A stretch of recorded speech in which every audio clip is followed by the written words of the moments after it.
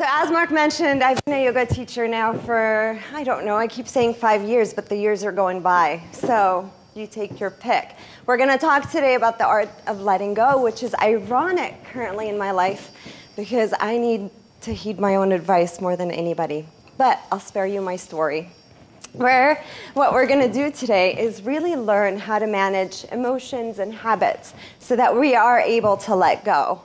And the art is in everything around us. It's in the people that we interact with. And what we want to do today is let's sit up straight because we're all in our computer pose, slouching, not breathing, certainly not letting go. And those are physical habits, right? We have habits that are both mental and physical that actually lead us to that negative thinking, that lead us to the reactions that we have within our physical body, as well as with our interactions with people on a daily basis, whether it's family and friends or coworkers. So those habits are something that we really must be mindful of. We often think of habits as strictly physical. We're human, right? And those physical habits range from what we do at night at Cowboy Stadium or last night at the multi-view party, if some of you were there. And those physical habits include, alcohol and drugs, but we don't think of the mental habits.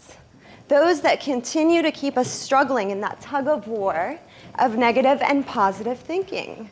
And oftentimes the negative will win, but how are we going to practice today learning how to switch that to positive and winning that tug of war with positive thinking? First and foremost, being able to be aware of our posture, grasping to negative thoughts. This is Goya, by the way. I did not paint this. I will not take credit for it. Goya is a dark artist, and I heard people groan. Well, yeah, it's an emotional reaction. So think of when you're grasping to those negative thoughts, how your emotional reaction is happening. Think of when you're grasping to positive thoughts, how you feel empowered, how you feel that you can interact with people who are around you. So making sure that we're aware of those mental habits. It's a constant game, and that's okay.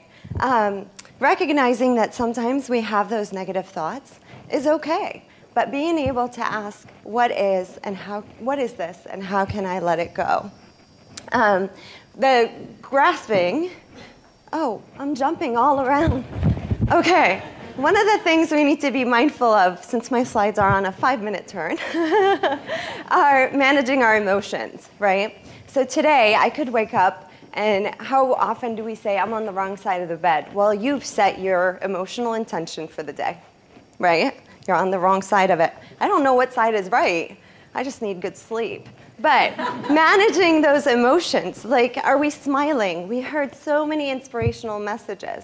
Are we aware of our body? Do we ignore our body?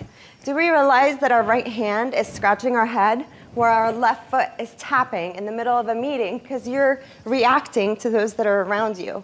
Body awareness is so important at combating mental habits. And I wish we had time to do a yoga practice today because you can do it at your desk. You can bring that body awareness back to your desk. 5 minutes, that's all you need. I was just recently at a fitness conference. All classes are now focusing on mind-body connection, including the boot camp. It's taking time to rest. I believe one of our colleagues just said that. It's scanning the body. There's something to say about listening to the body and scanning the body when it comes to finding out what habits you have. Why do I say it's an art to let go? Because it is an art. You have to think of creative ways to let go. We have to learn how to love to let go. Giving ourselves permission to love, and I don't mean just with a partner, I mean family love, loving the community that you're in, loving the association that you're a part of. Will lead us to being grateful for who we are as people, for receiving gratitude, but also giving back, for allowing ourselves to think positive. As we give back and as we're grateful, we suddenly are more compassionate, right? We're not here alone. So finding that compassion will help us let go and will help us breathe, will help us realize that whoever you're interacting with is also going through something, a reaction, even if it's your best friend. So letting go will allow us to love and be loved. Letting go will allow us to receive gratitude and give out gratitude. And more than anything, it'll allow us to think creatively. You know, how are we going to let go today? Are we being creative? Are we being aware that in the fact that we have to let go? So your life is an open canvas, right? That's what my dad always said.